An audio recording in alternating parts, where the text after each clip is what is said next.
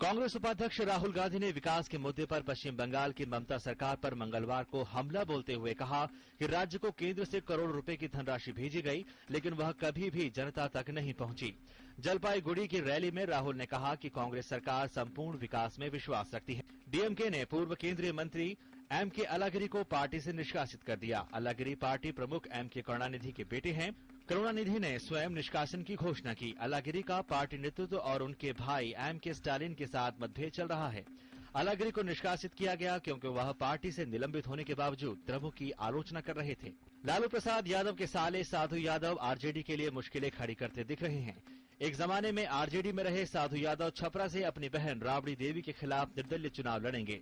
BJP ने यहां से राजीव प्रताप रूढ़ी को उतारा है। साधु के मैदान में उतरने से मुकाबला त्रिकोणीय हो सकता है। यादव की बेटी मीसा भारती ने आज पाटलिपुत्र सीट से पर्चा दाखिल किया।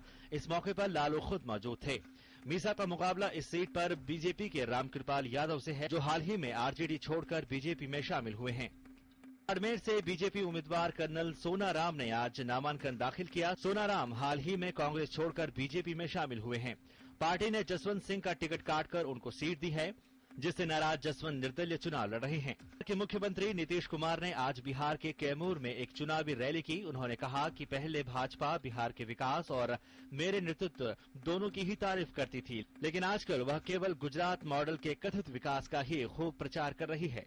गौतम बुद्ध नगर से बसपा सांसद सुरेंद्र नागर समाजवादी पार्टी में शामिल हो गए हैं। मुख्यमंत्री अखिलेश यादव ने उन्हें पार्टी की सदस्यता दिलाई।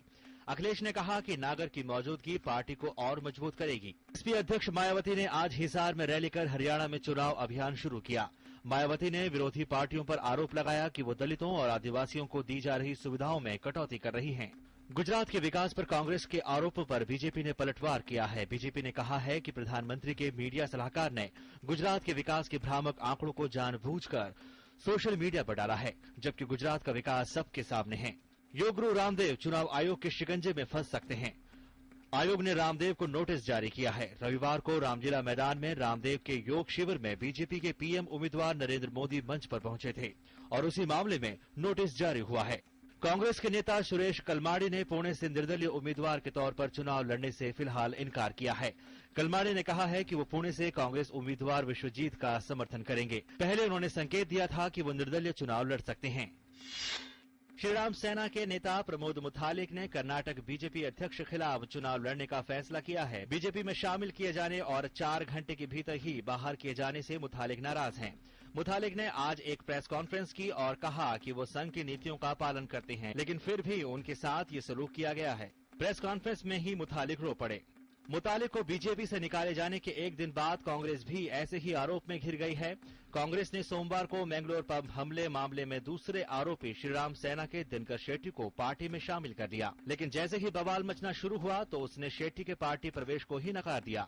हालांकि शेट्टी के पार्टी ज्वाइन करने के मौके पर कांग्रेस के वरिष्ठ नेता ऑस्कर फर्नांडिस भी मौजूद थे।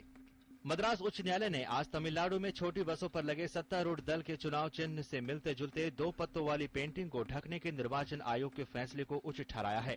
अदालत ने यह निर्देश एआईडीएमके नेता और तमिलनाडु की मुख्यमंत्री जयललिता की उस याचिका पर सुनवाई करते हुए जारी किए, जिसमें निर्वाचन आयोग के फैसले को चुनौती दी गई थी।